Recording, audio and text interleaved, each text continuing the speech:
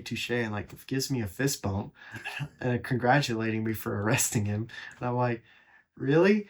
I don't think I've had anyone congratulate me for arresting them before. He's like, well, I'll congratulate you. And I'm like, thanks, I guess. I'm like, the gals that forensic team from Iowa State Police, they were kind of like looking at me with their eyes up, and you're like, did that just happen? I'm like, yeah, yeah, it did.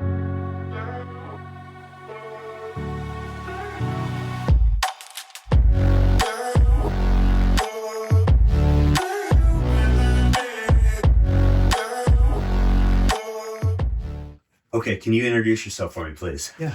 My name's Neil Martin. I'm a detective with the Gooding Police Department. Okay, Neil, let me, I'm going to ask you some questions that I don't normally start with. So how old are you? So I'm 23 years old. 23 years old and you're a detective. Okay, so give me a little bit of background. So you're with the Gooding Police Department.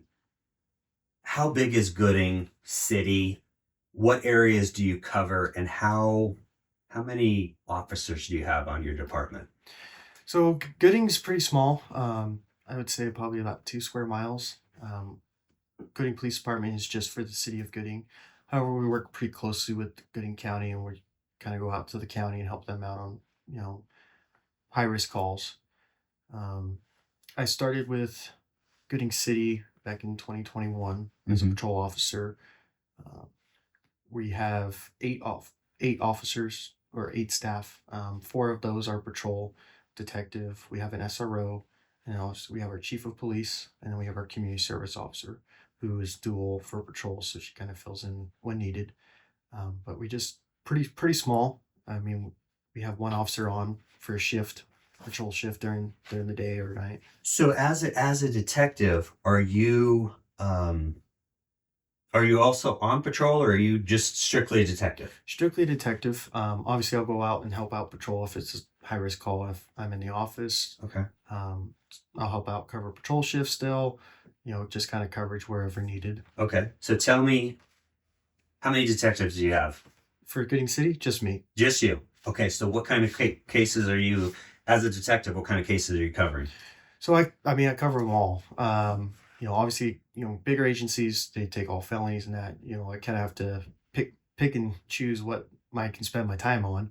I do all of the child sex crimes, a lot of the child abuse, high risk felonies, homicide, robberies, complex burglaries. Um, it just kind of depends on what falls in our lap. If vehicle arson, just kind of depends what's going on in the world Okay. or in the city of Gooding. Okay. So let's start back from the beginning. Give me a little bit of idea about growing up, your family life, and ultimately what made you go into law enforcement. So I have three brothers, three older brothers. One of them is my twin brother. He's 12 minutes older than me. Reminds me of it daily. We were born in California. Both my mom and dad worked for Stockton PD, and they were partners, and that's actually how they met. When I was 6 years old, we moved up here to Fairfield. My dad was medically retired from Stockton due to too many motorcycle crashes. Um, So he was a motorcycle cop? yep, Okay. too many people running him over. All right. So we grew up in Fairfield, really small town, way smaller than here. It's probably 1,000 people. Um, so we grew up there. While growing up, my dad had actually got on with the sheriff's office up there in Camas County. He was ended up being the chief deputy and retired from there. My aunt and uncle were both law enforcement down in California. They've since retired. Kind of all of us, my whole family's been in law enforcement. Grew up with all the law enforcement stories and hear about all the cool stuff, car chases, run foot pursuits, stuff like that. And that really, growing up, is like, okay, that's kind of cool. So fair to say that that's the reason why you went into law enforcement? Yeah, and they tell us about how they've, different people they've been able to help. My dad um, got a life-saving award for saving a baby that drowned. A small child or baby, I can't remember which, but he had done CPR and him and his partner were able to save the kid. I I got in when I got hired. Um, I first going through high school and that I got a lot more interested in law enforcement. Mm-hmm. I ended up doing my senior project in law enforcement, and part of that is gonna have to have a mentor. One of the the former canine officer here, he was my football coach, one of my football coaches, and so kind of family friend. And so he ended up being my mentor for my senior project. So I did a lot of ride-alongs, and doing those ride-alongs, the adrenaline rush, getting out, dealing with all sorts of different calls, dealing with people, being out, you know, trying to help people. That really got struck my interest a lot. It kind of just drove me to it. So was it more, or maybe it's a combination of wanting to help people or the action, or It, kind of both? it's kind. I think it's both. Okay. You know, definitely. Action's fun. Who doesn't like action? But at the end of the day, I think just wanting to help people. Okay. Like, everyone wants to help somebody. Yeah. Okay, so tell me what kind of kid you were. Were you a studious kid? Were you athletic? Give me an idea. Well, I wasn't always the best in school. I mean, definitely did not like school. I mean, I don't know who does, but me and my brothers are kind of little menaces. We run around. We grew up on a farm, you know, showed 4-H animals. We grew up doing that. I grew up farming, so pretty early on we were taught, work hard for what you want. Um, and that kind of really plays into, I think, my work ethic now. Um, Definitely did. We played, always played sports through high school, football. I played baseball. We ran track. I mean, it was all pretty active. Grew up on skiing and snowboarding. And we ended up being instructors for skiing and snowboarding, and the guy was with ski patrol. I mean, just pretty active growing up, and did a lot of things. Okay. I think you said so. You had a twin brother that's older than you by just a couple minutes. Do you have any other siblings? Yeah, I have one older brother. He's 27, 28, somewhere in there. Um, he he was the oldest. We would Me and my brother were freshmen when he was a senior, so he'd drive us to school, in his Jeep, and we would get in too much trouble with that. Dad had yelled at us one time because my brother was messing around and rolled the Jeep, and I don't know what happened. And my dad used to be a crash recon. It was like, you were messing around, weren't you? I mean, we had a good time. But you said, but you that older brother. Do you have another brother as well? Nope, just those two. Okay, but the older brother, is he in law enforcement? Yep, all three of us are in law enforcement. Okay, so where's your older brother, officer? So he's actually an officer here with Gooding City. Wow. So how is that working with your brother? It's good. You know, it's kind of fun when I get to tell him what to do sometimes. I enjoy it. But we get along great. Me and all my brothers, both my brothers, we get along pretty well. We It's kind of odd because we'll go to call. Sometimes we'll on calls together. No, no, wait a minute. Is your twin brother a law enforcement officer as well? Yep. Same department? No, he works for the sheriff's office. Okay. Okay. So, But you guys still see each other probably yeah, every day, right? yeah, yeah. Sometimes when we're on calls together, it's weird because we know what the other one's thinking, so we just kind of do it. So I mean, it makes going to calls a lot easier when you know what your brother's gonna want on a case, or how he works, or what he's thinking. So it makes it pretty easy to communicate with them. My brother Nick, he's the oldest. He works here for Gooding City. He was in the Navy, so he's a corpsman. And when he got back and left the Navy, he got married and that. And I told him, like, well, why don't you come work for police department? So he's doing that for now until we can get into PA school and go that route. Okay. Interesting. Interesting. Okay. So when you, how does it work? When you decide that you want to be a police officer, you're living here in Idaho. Explain to me, because you end up getting your degree where at? College of Southern Idaho. Okay. So me and my twin brother Chris, we graduated back in 2018. We were 17. We both moved down to Twin Falls to attend College of Southern Idaho.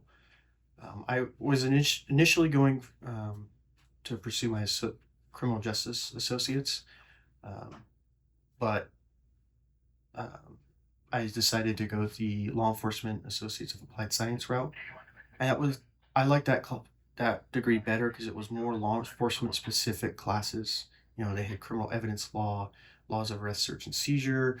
Obviously, you had the English, math, all of that. They had, you know, intro to policing, intro to corrections. I mean, they had more law enforcement specific classes, which I really enjoyed. And then the last part of my degree requirement was the Patrol Post Academy.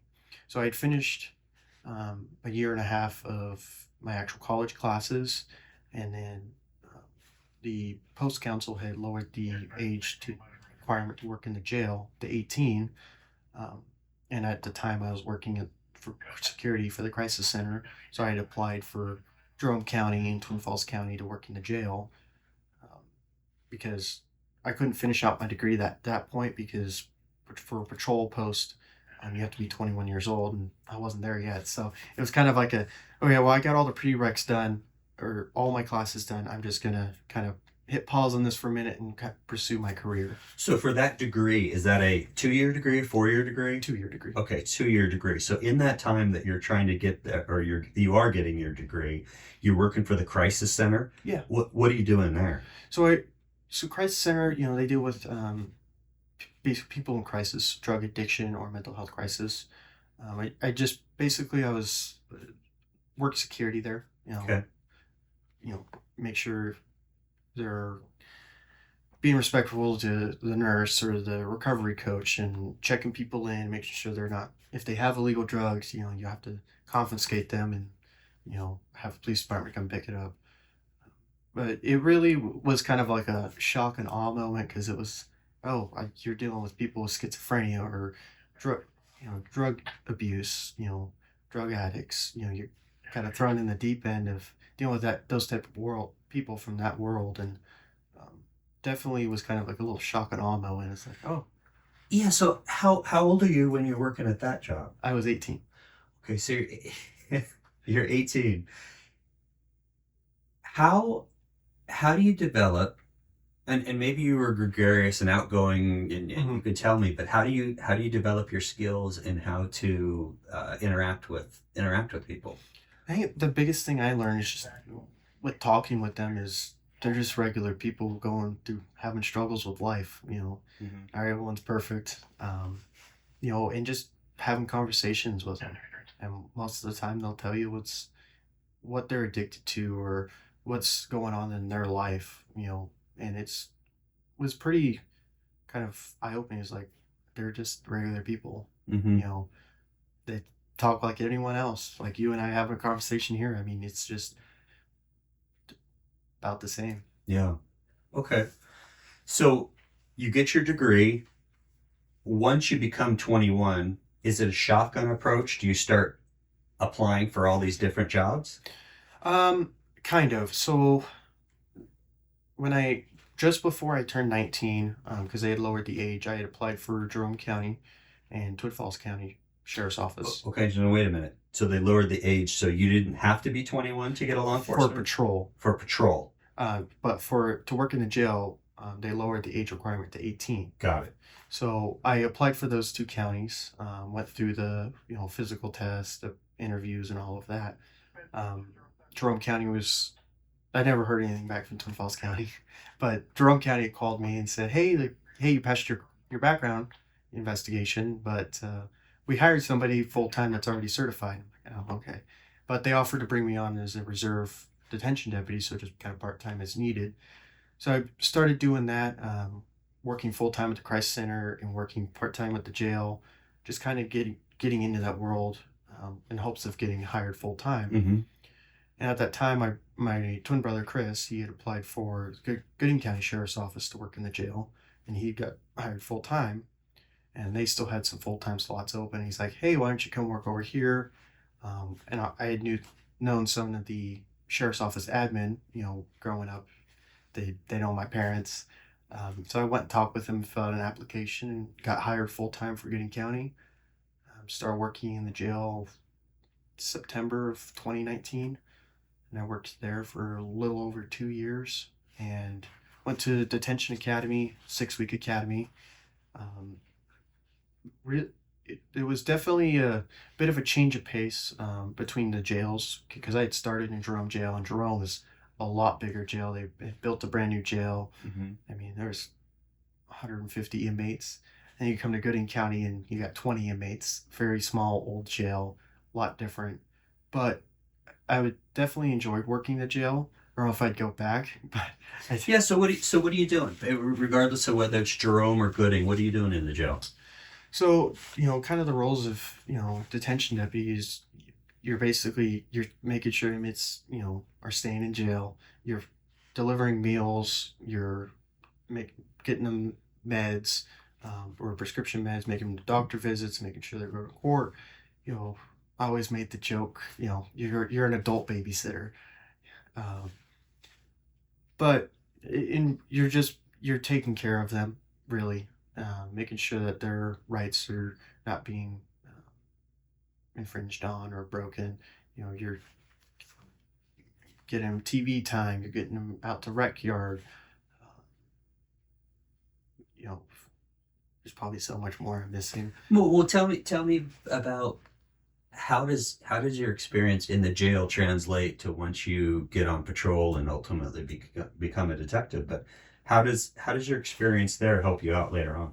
Well, yeah, I think the biggest thing is, you're building those rapport with uh, that group of people. Group of people that either finding themselves in a bad spot or they made a bad mistake, and you're really just building a rapport and being able to just talk with them. You know, having a conversation of, yeah, hey, you messed up. Yeah, it sucks, but there's repercussions to or consequences to your actions. And I think that was a big part of what's helped me on patrol and being a detective is just talking to people like they're normal people.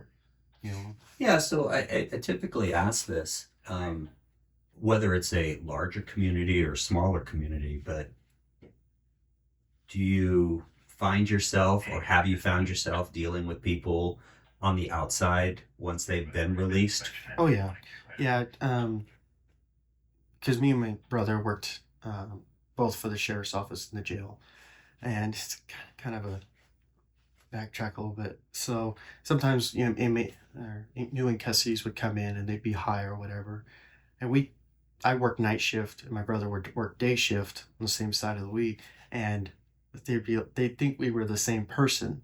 Oh, we're fraternal twins, but we both wear hats, and after about 3 days, they would kind of get up the courage, like, "Do you just work all the time?" It's like, "Yeah, I got a cot in the deputy office." I mean, but no, it's me and my brother. But I sometimes we go out shopping, and sometimes we'd see people that have been in custody or in jail out in public, and they say, "Oh, hey, Martin,"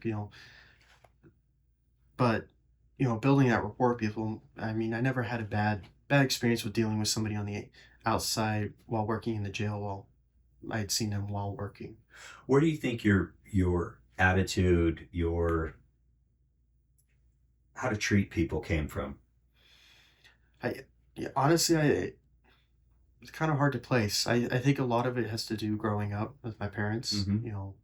Treat people with respect, and you know you get respect in return. Yeah. Not everyone's gonna respect everyone, but it takes a bit of a leap of you know you show respect to somebody, and especially in this job, we're the public image. I don't want to taint that because it's something I've done. I try to be as respectful as I can, especially with victims or somebody or suspects going through a rough patch. Everyone's got something going on in their life. Yeah, that's interesting that I mean, I would have absolutely said, probably coming from your parents or anything else, but it's interesting you mentioned, hey, you don't want to kind of besmirch, for the lack of a better term, the name of the department you're working hmm to. Where same thing, you think that comes from your parents or Um, you know, I I think so. Because we're obviously held to a higher standard, and they do talk a lot about that in the post academy. You're held to a higher standard, ethics. have morals and values and stick to those.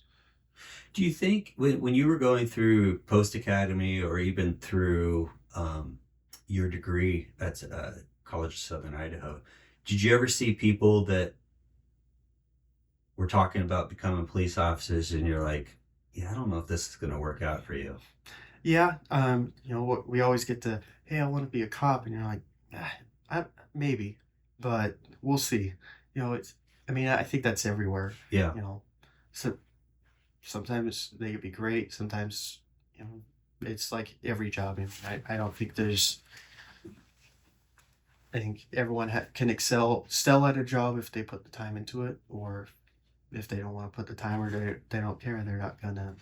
Well, how about this? Because you're for sure of a different generation than mine, and I've talked to a lot of people about this new generation coming Mhm. up, right?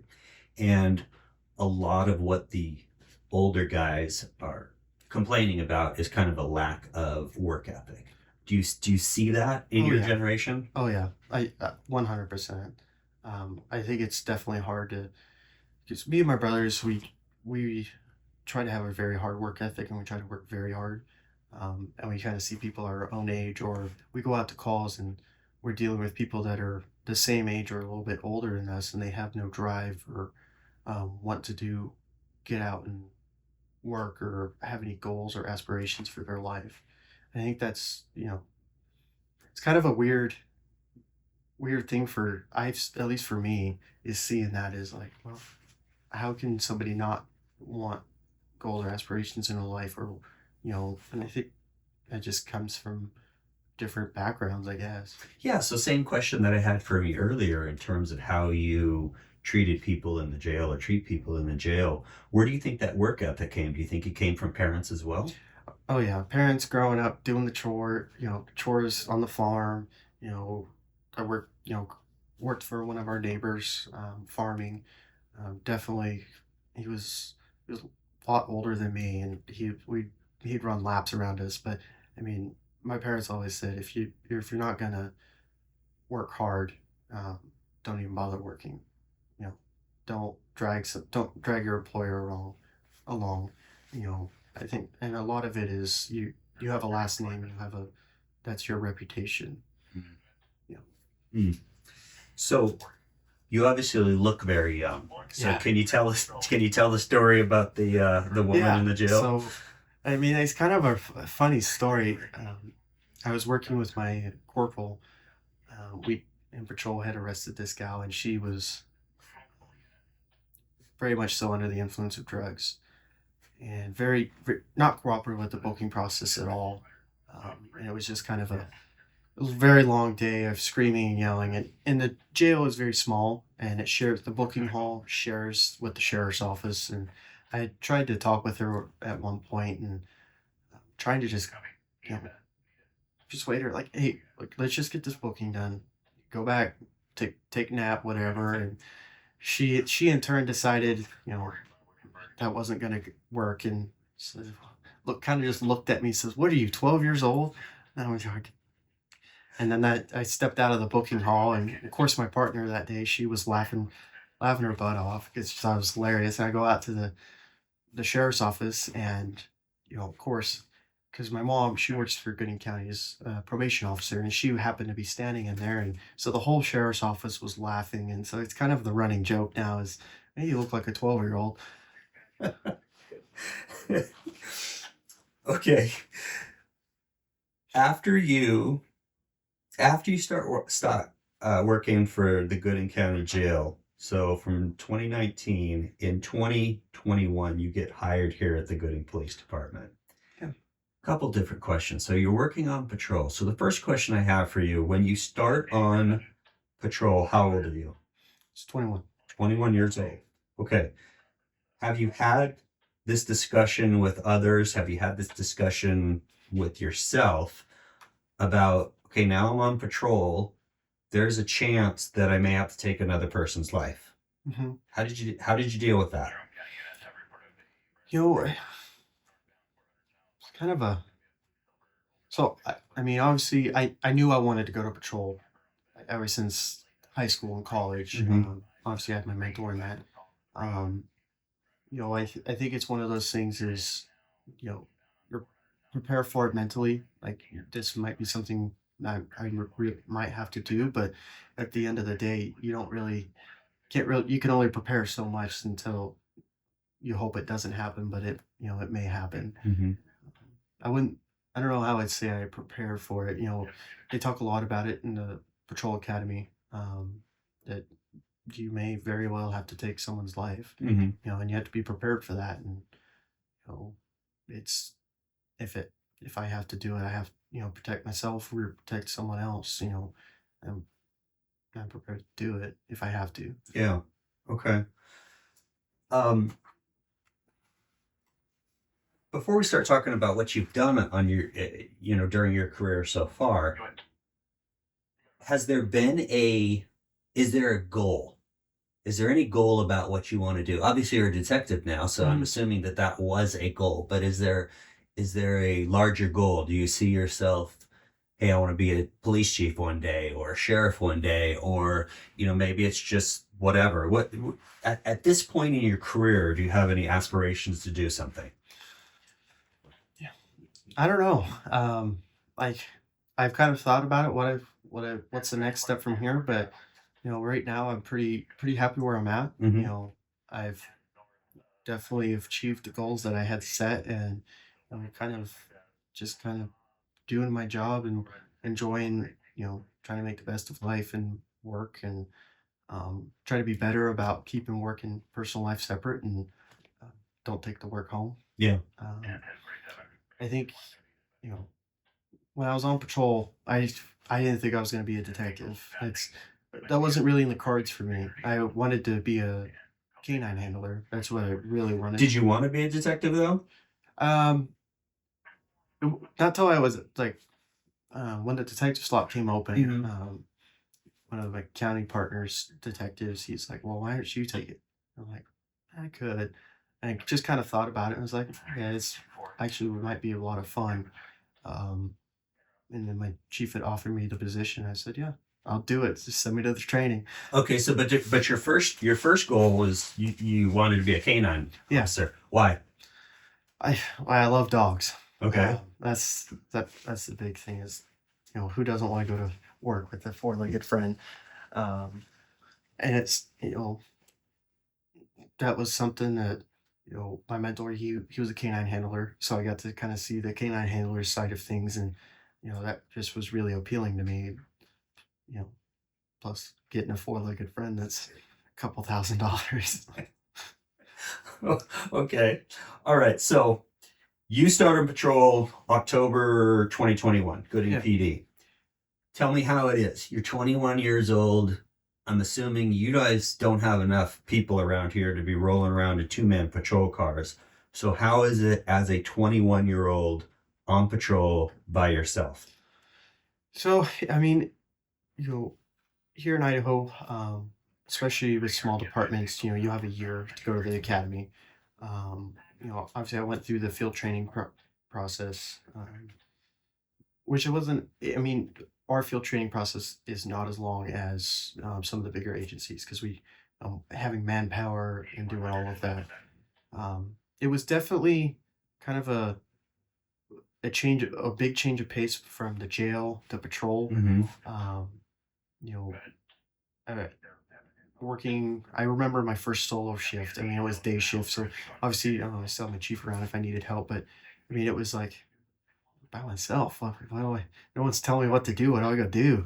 So Um, yeah, so any fear about that?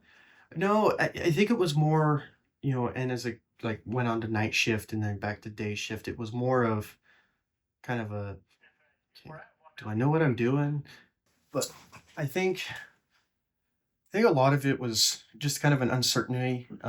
Like, okay, I'm not too sure what to do with this call or how to handle this call. And I remember I felt like I was calling my chief or my sergeant a lot, like, hey, what do I do here? Mm, Or how do I deal with this situation? yeah. And I think a lot of that changed after the, patrol academy. I got a lot more better understanding of the law. And with talking with our prosecutor, he's very open with talking to law enforcement and kind of explaining different cases that I come across or stuff like that. And I think that's helped me tremendously. Yeah. So who do you? Okay. So that's interesting. Who do you rely on for advice then? I rely on my prosecutor. I rely on my chief of police, and I also rely on my county detectives. We work, all four of us work pretty closely together, and that's helped me tremendously on on my move to detective with different cases that have come up. Like, hey, what do I do with this, or Mm. different the forensic side of stuff. Especially with nowadays with all this social media, how to write search warrants. It's helped me tremendously. I'm just kind of So okay. So back on patrol. If you're out on patrol by yourself in your department, is there anybody else on patrol, or was it just you? it's just me for the city. Oh, okay. So where's your backup? So Gooding County, they have two deputies on, one for the county and one for Wendell, and they would help out a lot too. Okay. It'd be kind of the odd calls, like I'm not sure what to do here. I think we'll call accident. Might have to wake up the chief. But a lot of that, the hot calls, we all kind of back each other up on those, Okay. which is, I think, it's good. I mean, county and city definitely have a lot better relationship, I think, now than in past years. But I think a lot of that has to do with just understanding that we're all in the same job. We're all got the same drive. We're all trying to just help each other out and get to the end of the shift. Yeah. So so give me an idea. You're in a very small community here. You're on patrol. What's a typical call for you, or what was a typical call? I mean, you got the domestic violence stuff. Different domestic violence calls. You got um, batteries. The thing I joke about with the city is we get also so many dog calls. Of, hey, this dog's out running loose. I mean, it's like, okay. Well, let me ask you about the domestic violence calls, because those are typically some of the most dangerous calls a patrol officer can go to. You have no backup. How are you dealing with those situations? So, whenever there's a hot call in the city or in the county, our regional dispatch, always dispatch two units. So they'll dispatch a city and a county unit to Okay. respond. Okay. Um, it kind of was a learning curve. When I first got on, they tell you don't front park, and I had a terrible habit of front parking, and kind of got away from that. I was like, oh, okay, probably shouldn't park right in front of the house. But a lot of it was just separating and talking to people. Um, you know, I wouldn't say too many of them were like too crazy. Uh, Most of them were pretty simple, and they understood, like, hey, they got a job to do, and come talk to everyone involved. Yeah. So when you start off on patrol and through now when you're a detective, I've got to imagine your communication skills have got to be pretty good, and maybe they've gotten better. Hmm. Where did your communication skills come from? Where did you Was it you know classes? Was it growing up? And where do you think you developed those communication skills? I think a lot of it was, I think, growing up, but I think I was say more fine tuned in the jail, just talking with Okay. people, uh, de-escalating inmates that were upset or angry about something, just talking to them calmly and just trying to de-escalate a situation. And you know it's my pretty go-to question is, hey man, what's going on? I'm just trying to figure out what's going on. And a lot of the time people can understand that, like, if you know I wasn't here, I'm coming into this afterhand, I'm just trying to figure out what's going on. I think a lot of people are pretty receptive to that. If okay, I mean, and a lot of it is, I try to be a very trustworthy person, um, especially in this job. I don't think you have to be a trustworthy person, and I try not to lie to people too much. Too much. Yeah, I mean, obviously, like, can't tell them about all the calls going on, Yeah. or what what their counterpart is saying about them. Yeah. Yeah. But yeah, I think definitely the jail 100% helped me kind of fine tune those and being able to de-escalate some of those situations. So you said that your older brother is working for your police department now. He's on patrol. Your Mhm. twin, is he out of the jail he's on? patrol Yep. as well? Okay, so tell me about this. How do you deal? Or maybe you don't even think about it, and maybe you've had these discussions with your brothers. Are there any concerns about you guys going out on a deal together? Do you think you have to overly worry about your brother because it is your brother? You're Mhm. in these situations. So do you ever think about that? You know, I don't think so. Obviously we're really close. Hmm. But I think at the end of the day, we kind of all understand if something's going to happen, something's going to happen. Um, but I think the other big part of that is, I mean, all law enforcement, we're all big one family. Yeah. We're all. I might not know somebody in Twin or Jerome, but they're fighting with somebody, and your adrenaline's up. You're like, I want to go, but kind of can't. But um, you know, when my brother Chris was on field training, I was actually FTOing one of our new guys. It was his last day of shadow phase where I was just kind of following around in my own car to calls, and we had got a pretty hot um, disturbance. Guy who had attempted to choke this gal, and we ended up fighting him.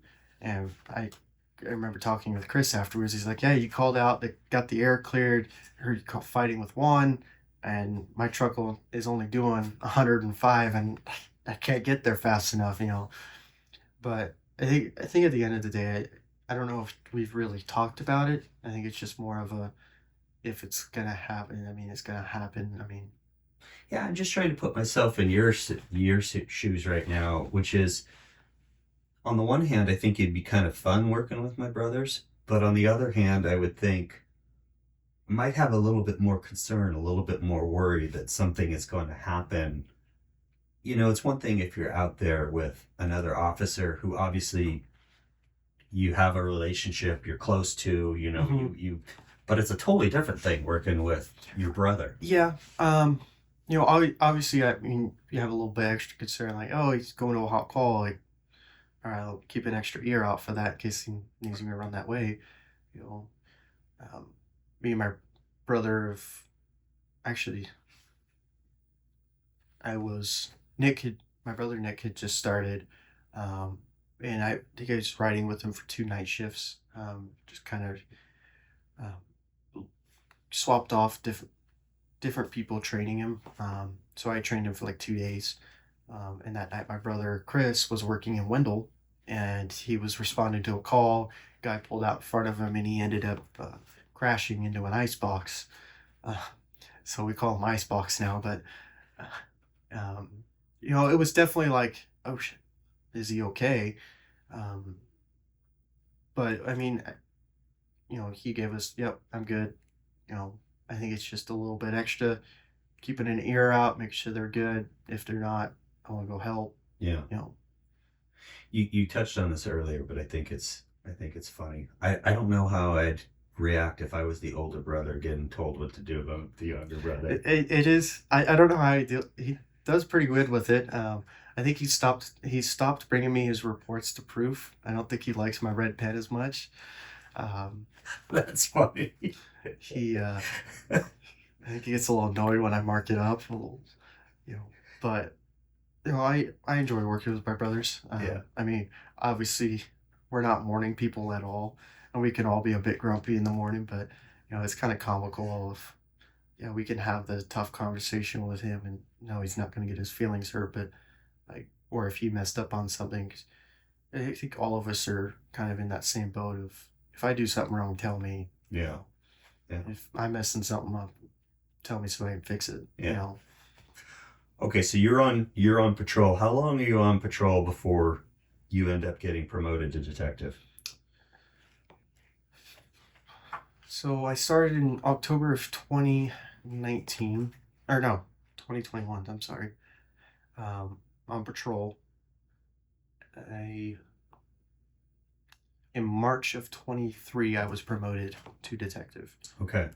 So So how does that work? You guys you had an opening and yeah, so we had a few people that had left.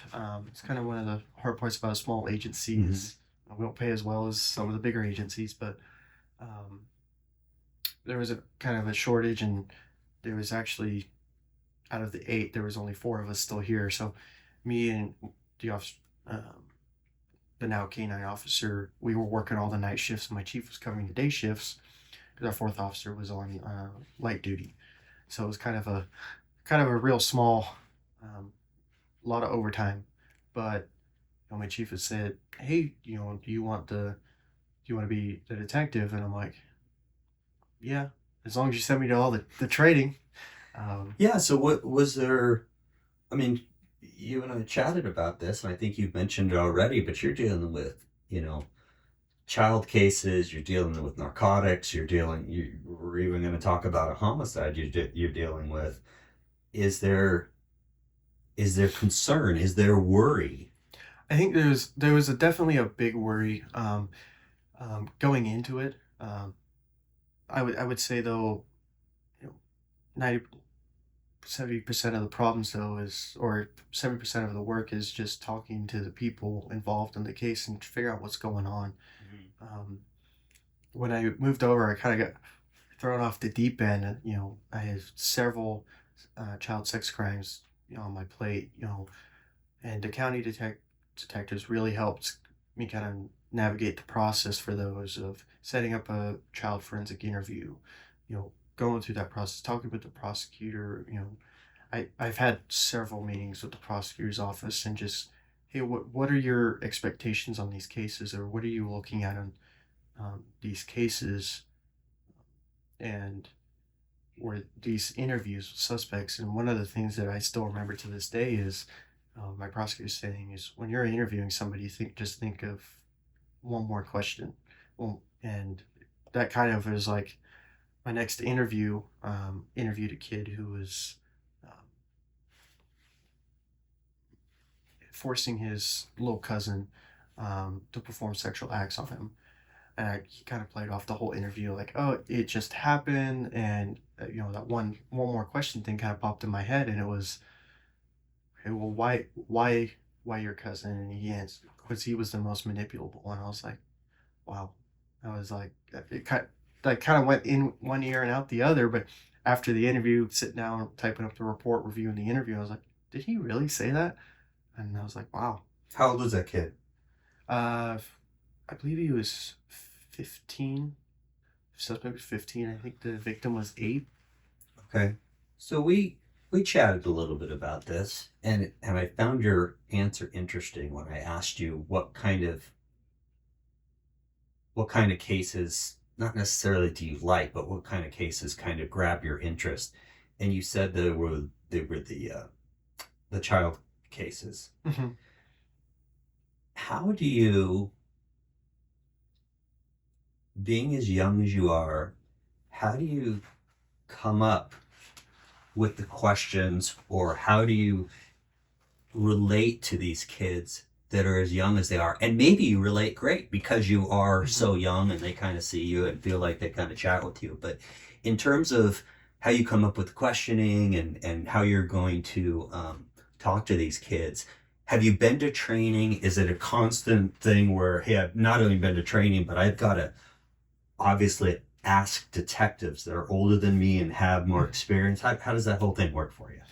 So, obviously, like, are you talking like child victim or child suspect? Uh, well, I guess both.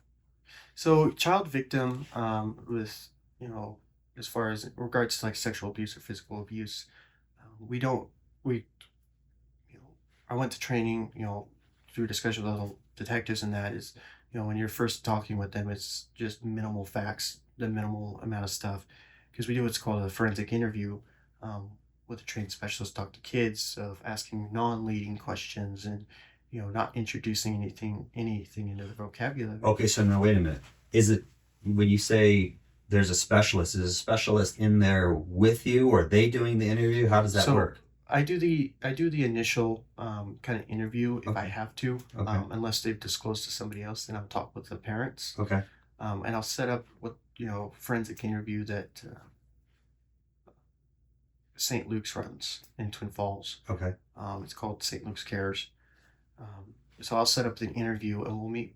I don't actually interview the child if I don't have to, Okay. because we want is meant. I don't want to ask any leading questions, or a lot of the time kids have a better time talking to somebody who's not a cop, because a lot of cops are always cops are intimidating. Hmm. Um, so we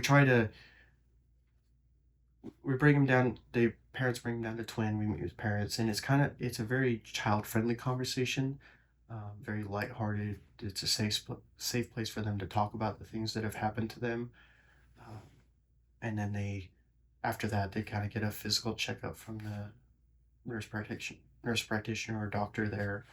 Uh, but I'd say that talking with talking with kids is definitely hard, especially when they've gone through they've been sexually or physically abused, especially that first initial interview with the emotions. Um, I definitely remember one time talking with a child. I think she was 11 years old. She had disclosed to a classmate, and going in talking with her and the counselor, that she just couldn't say the words. Um, because I kind of needed a general basis to make sure she was safe to go home. Well, because it takes a day or two to set up a forensic interview, so it's kind of why we do the minimal facts interviewing. But she couldn't talk about it, and like her whole emotions and her whole she just shut down, and it was like, wow, this sad. Yeah, but we chatted about this, and you said you kind of like those cases. Why do you kind of not necessarily gravitate them? Because obviously cases come in as they come in. Why do you like those cases? I think I have the hardest drive for this case is just because kids are, we have to protect our youth. Kids, sometimes kids can't stand up for themselves, especially young kids. I think that's the biggest part I find rewarding is being able to find um, a young kid that's been sexually or physically abused some justice and making sure that's not going to happen again. Neil, you don't have any kids, I'm assuming. No, I do not. Do you think it would? I know it's hard for you to answer this question because you don't, but do you think it would make it harder to work these type of cases if you did have kids? I think so. I think my image would definitely be a little tainted, especially like if I had kids of my own, like, no, you're not going to hang out with other kids, or you're not having a sleepover. And a lot of that has to do growing up. My parents, you're not going on a sleepover. Or, you know, well, we want to know his family, or no, you're not hanging out with that kid. Yeah. Um, I think but as far as maybe a heart, I think so, but I guess you never know until Right. it happens. Yeah. Can you talk about the case involving the 9-year-old and the 11-year-old? Yeah, so that's was one of my first ones as a detective. It's one I still it still pretty sticks with me is the 9-year old's interview. This 9-year-old little girl. I don't remember how she first disclosed, but we did a forensic interview, and she had disclosed that her 11-year-old brother had, forcibly sexually abused her twice, and at one point had threatened her with a knife. And that was a pretty tough interview to watch, because we sit in a room next to the interview room and we observe it. And that was a pretty hard one to it was kind of like an eye opener, like there's these things are happening in the world, um, and they shouldn't be. Yeah. So emotionally, how do you?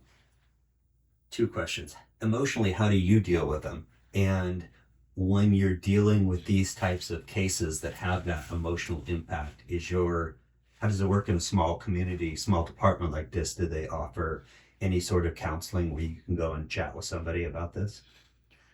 So personally, I mean, everyone, they talk about it, with staying mentally fit, and law enforcement is having a support system. And I think, my brother Chris, because we live together and we know what each other are dealing with, so we talk a lot about that. But also, I think a lot of it is if I'm at that point of, okay, I need I'm having a tough time with this. I think a lot of it is getting out, going to the gym, being physical, that kind of helps me kind of clear my head a little bit. Hmm. As far as like a small department, I'm not too obviously I can go talk with my chief, Yeah. but we don't have an on-site counselor or anything like that. But there's um, resources to go to help pay for to go see a counselor. Okay. And that was my question. Like obviously for my agency, you had EAP where you could go and Hmm. talk to a counselor. So We do have you have EAP. that. Okay. Okay. All right. Okay. So I want to, essentially, you've really been thrown into the deep end here, right? And so you recently had a homicide that happened, and you are the lead detective on that. Yeah. So 2 months 2 months after I was promoted, in May, um, one of our officers had taken a report of a missing person. Um, that was May 17th of 23 is when they took the report. Um, and kind of from there, the family, it sounded the story just didn't sound right. Um, the two individuals, the girlfriend and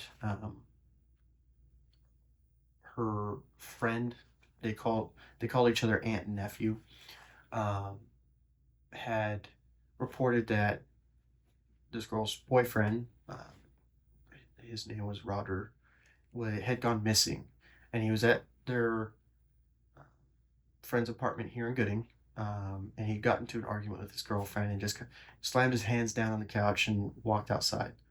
And then he got into an argument with some guy in a silver SUV with blacked out windows, and then he got in and they left his phone and left his wallet. Like, the family of the victim had come in with some concerns, like, hey, like this doesn't sound like him.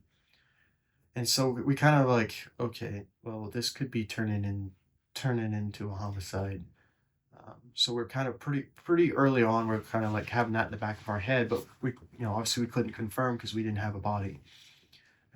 We didn't have anything to say that it was a homicide just yet. Just we were investigating a missing person. So I think I officially came on or got the case to start looking into it on the 20th. And kind of went and did some interviews. Um, and just based off some of those interviews, I was kind of like, okay, something's up here. The girlfriend had made a reference to her boyfriend, the deceased, in the past tense, and I was kind of like, okay, well, why would you be referring to him in the past tense if he's just missing? And which I mean, she had quickly changed it to present tense because she realized what she had said. But it just kind of stored that one away and moved on with the case because we didn't have anything. And then the following weeks, I mean, I had interviewed several potential witnesses of um, them trying to sell the victim's stuff, um, you know, just odd behavior. I had interviewed the family. The family had actually called in their own search and rescue, to start looking, and we're like, they asked for law enforcement involved. Like, we're gonna work things on our end because we have no idea where to start. Um, we had and I had actually was getting ready to go on vacation because I was going to go visit family in Texas.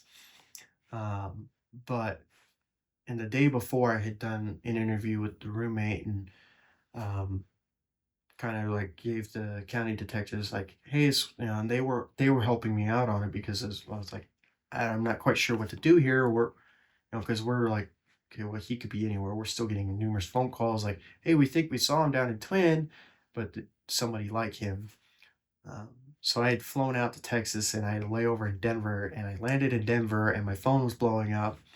And then what had happened is the family had gone out to where the victim and his girlfriend were living, and they were living with two other.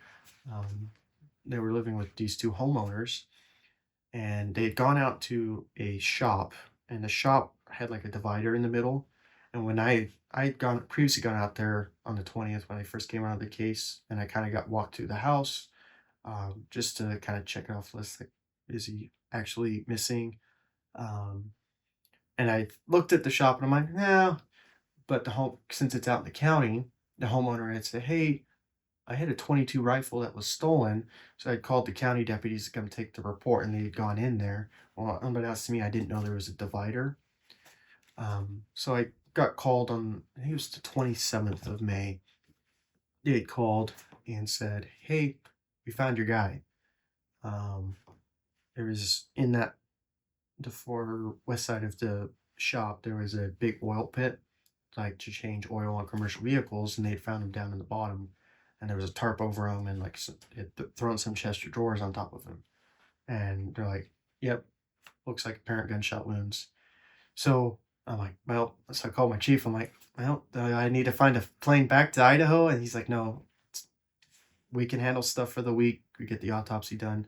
We'll just pick it back up when you get back."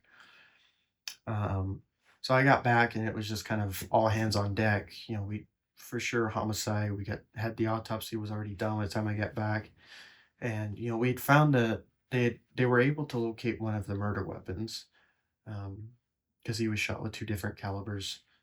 Um, they actually found one of the murder weapons because he had stashed it at a friend's house, and the friend had called us and actually came in and had done a pretext phone call with the suspect, and he's like, "Well, I could come get it." And the friend is a convicted felon, so he wants nothing to do with firearms because he doesn't want to get jacked up and in trouble. So they had retrieved that. So, and I mean, when we had put up cameras and kind of got them on surveillance, trying to come back and look for the gun. And so, kind of from there, I got a search warrant for the house to look for the shoes that he had stepped on the stool to look for the stolen firearm, and it was kind of an all day event. That was probably a 20 odd something hour day because I'd also done Detective Walker. He works for Gooding County. He was actually helping me write some of these warrants because we were writing warrants left and right. And, um, him in the room, he had the male suspect. His name is Nick James. His roommate. We had wrote orders of detentions for both of them because we weren't quite sure who had killed him. We kind of had a good idea, um, but we wrote an order of detention to collect like fingerprints and DNA, and we were gonna. One of the other county detectives, he's kind of does all the interviews. So he had began interviewing the roommate, and then he's went interviewed Nick, and Nick ended up confessing to killing Roger. And kind of from there, we took him into the. I went in and arrested him for murder in the first degree. Um, and then I had the state lab come down because they were processing a vehicle that we had seized. They were processing the apartment, and I was going to have them process the fingerprints and DNA. And while I already told him he's under arrest and he's already confessed, and kind of weird thing that happened is he's kind of asking me, "Is first murder arrest or first homicide arrest?" And I'm like, "Yeah." He's like, "Touche, touche," and like gives me a fist bump and congratulating me for arresting him. And I'm like, "Really? I don't think I've had anyone congratulate me for arresting them before." He's like, "Well, I'll congratulate you." And I'm like, "Thanks, I guess." I'm like, the gals that forensic team from Iowa State Police, they were kind of like looking at me with their eyes up, and like, "Did that just happen?" I'm like, "Yeah, yeah, it did." And so they brought the victim's girlfriend in, and she ended up confessing to asking um, Nick to kill Roger. Um, and so I ended up arresting her for um, aid or abet murder in the first degree. Did you? I mean, you're getting literally thrown into the deep end on this. Oh yeah. Any sense of, are you overwhelmed as you're doing this? Or Oh yeah. Because I had other cases as well. That child sex crimes. Like, hey, I got forensic interviews, and so it was kind of like a clear my plate, see if one of the other county detectives can take this case, or see if my chief could help out. And it was kind of, I had this whiteboard just filled with like date times of flow chart of, okay, what do I need, and just try to keep, because I have a bit of an OCD personality. I'm very like my paperwork, like having it a certain way and knowing what I'm doing. And it was kind of a bit frustrating there for a minute because I mean, I had 20, 30 statement forms of different people. I'm like, who do I have statement forms in? So it was just a matter of, all right, I need to set aside an hour, kind of organize everything and see where I'm going. And it was kind of just regular meetings with me and the other county detectives and the prosecutor. Okay, hey, where are we going with this? This is what we've got so far. What do we need more of? And so it's kind of I mean, it was definitely thrown off the deep end. It was a very large case. I mean, I didn't started the case on May 20th. I think I wrote my last search warrant on it in November of Mm. last year, and so it was very complex, very definitely one I'll remember, and I definitely learned a lot from it. Yeah, so I'm assuming you're getting a lot of good help and advice from not only your prosecutor but other detectives Oh yeah, as you're going along. oh yeah, Hmm. yeah. They were definitely a big help. Wow. I mean, I did things on that case I didn't even know were possible with, social media or tower dumps and stuff like that. I was like, I didn't even know that some of that was possible. Yeah, so just Or, a whole learning experience oh as yeah, you're going along. I'm very much a hands-on learner too, Hmm. and so it was definitely a big help because if once somebody is helping me do it, I I know how to do it. I learn better doing hands-on. Okay. It's probably one of the reasons I like law enforcement so much. It's very hands-on. So, Neil, I always ask these questions at the end of the interviews. And yours is going to be a little bit different just because, you haven't been on the job that long. Mhm. So let me ask you the first question. Has law enforcement affected your family life, your personal life at all? I think so. I definitely, I've always wanted, all my friends, they've always known that I've wanted to be in law enforcement. So they kind of, well, we can't bring you to the party, in college and that, everyone does their college thing. But Mm-hmm. um, I think a lot of it is just, people kind of see cops in a different light. Mm-hmm. Um, I'm not married, so it's kind of a weird thing. And I think one thing I noticed with me and my brothers is once we actually got into law enforcement and like what my parents used to do, it's kind of like you're kind of always on edge a little bit going out in public, and it's kind of a you got to kind of tell yourself, all right, reel it back in, go enjoy, separate work from personal life. You know, you don't get into this job to be your whole life. Yeah. And that's something that's been kind of a weird learning curve because it's definitely very easy for work to consume your personal life, and that's something definitely I've been having to work on. Kind of realize, okay, I need to be. It's separate. You need to. Well, it's very insightful Mm-hmm. for somebody your age. Did you get that advice from older guys, or that just kind of came from you going, look, I'm getting too consumed with what I'm doing. I've got to learn how to do this. Where did that come from? Um, I think a lot of it came from different cops in that. I remember in the post academy, one of our coordinators, one of my favorite coordinators, he had us read this book. It was called Emotional Survival for Law Enforcement. And we'd have to do book reports on it, and I'm not a huge book reader, and that book was dry. And I really do not like writing book reports. Um, I was not a fan of English class. Police reports I can write all day long, but um, talk about feelings and all of that. It was definitely a curve, but I think that book really did kind of help. Um, you know, the understanding of what different emotions or different mental health stuff that law enforcement deals with. Because we see so much. But I think at the end of the day, if you want a successful personal life and work life, you gotta kind of separate the two. Yeah.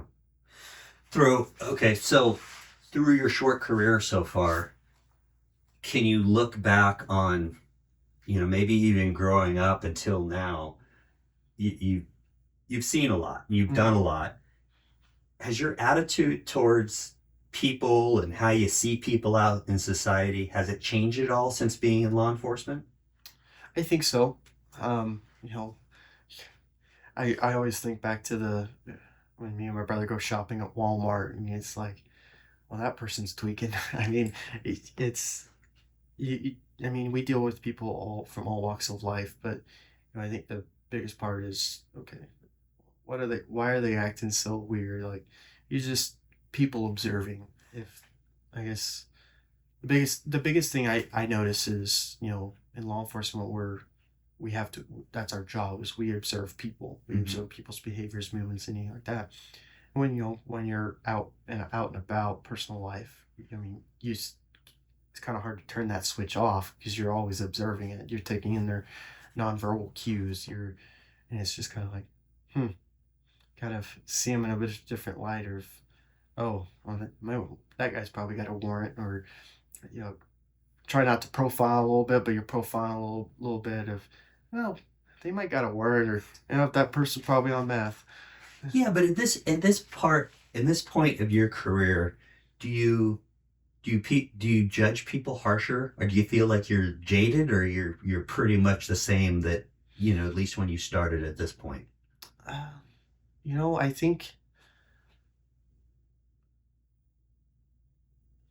I don't know. I could see myself being a little jaded. Okay. Definitely towards, definitely like growing up, like, oh, you young kids. But now it's I could definitely see it because it's like some of the juvenile calls we deal with, they're out of control. It's like I do not like dealing with juvenile calls. It's like it's kind of funny because it's like I always called the adults like, what are you talking about? Growing up, but now I'm that person. I'm the adult. Like, well, you juveniles are just out of control. Yeah, so this is a unique situation because normally I've been talking to very older officers, retired people, and a lot of them will say that they're jaded, or a lot of them say they've had a different attitude. How how do you think you're going to prevent yourself from becoming a jaded, bitter? You know what I mean? Some of them don't get affected at all, and some of them Mhm. do. Any idea, any thought process on how Mhm. you'd prevent yourself from doing that? I'm not sure. I do love my job. I love what I do. Mm-hmm. Something I've always wanted to do. It's definitely a career I'm going to be in until I retire. Um, 25 or something, 28 years. But I'm not sure. I don't think I'm super jaded right now. I think it's just a lot of it is what kind of calls, or or how I deal with certain situations, and trying to have a healthy coping mechanism Yeah. to those things. Going to the gym and not sitting at home drinking beer. Neil, thank you very much for the Yeah, interview. I really yeah. appreciate it. Thank you.